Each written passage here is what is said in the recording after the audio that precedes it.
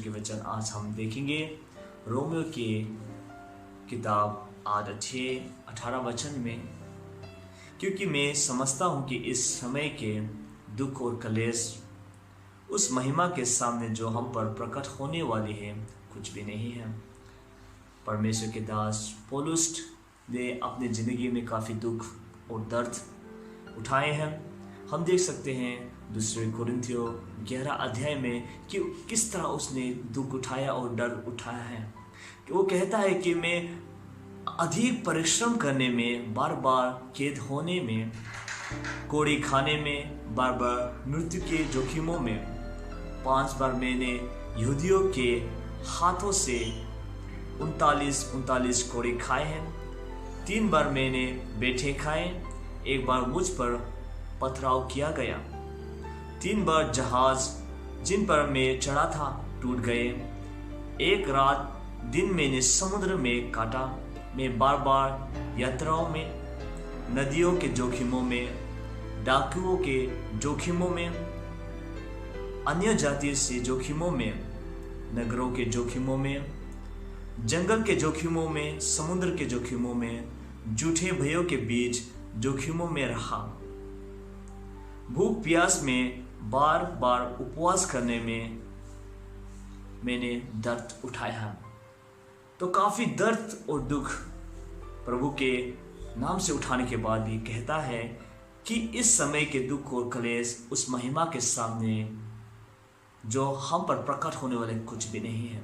क्योंकि परमेश्वर के दास पौलुस जानता था कि उसका उद्धार प्रभु के अनुग्रह से हुआ है।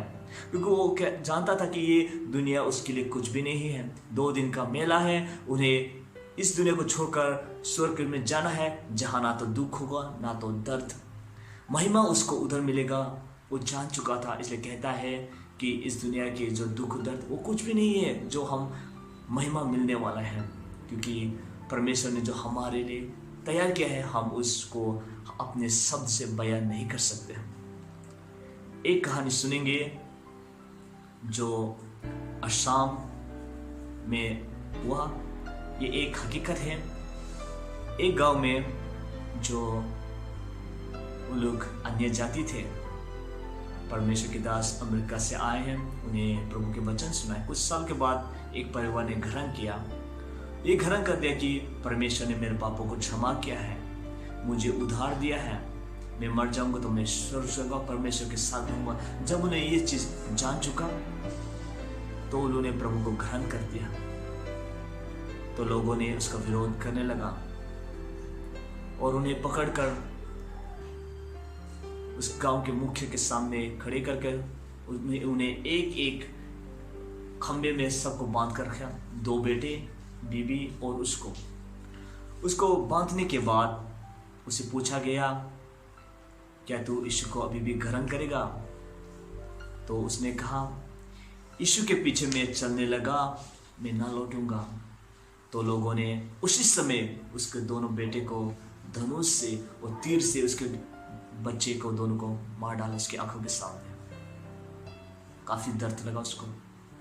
फिर उसे फिर पूछा गया, क्या तू अभी भी परमेश्वर को ग्रहण करेगा? क्या तू यीशु मसीह को भी ठुकराएगा नहीं? तो उसने कहा, अगर कोई मेरे साथ ना आवे मैं ना लौटूंगा। उसी समय उसका बीबी को भी उसके सामने तीर से मारा गया। तो उसके आगे में दो बच्चे और उनकी बीबी मरा हुआ पड़ा है। फिर लोगों ने कहा, तुम्हारा पास जीने के लिए एक ही चांस है, क्या तू यीशु को इनकार करेगा या नहीं? उसने कहा, संसार को छोड़कर क्रूस को लेके ना लौटूंगा। आए हम इस जो उस बंदा ने कहा उसको हम गीतों में गाएंगे। यीशु के पीछे मैं चलने लगा, यीशु के पीछे मैं चलने लगा, यीशु के पीछे मैं चलने लगा, ना लौटूंगा।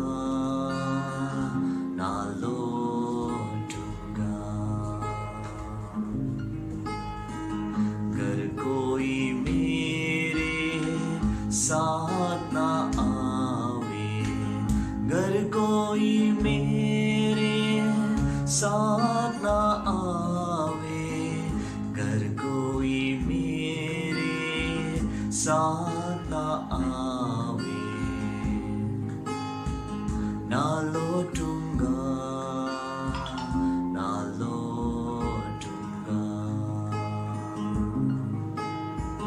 संसार को छोड़ के क्रूस को लेके, संसार को छोड़ के क्रूस को लेके, संसार को छोड़ के क्रूस को लेके, ना लौटूंगा, ना लौटूंगा, ना लौटूंगा, ना लौटूंगा। हालेलुया। प्रभु आप सबको आशीष दे, सबको जय मसीह की।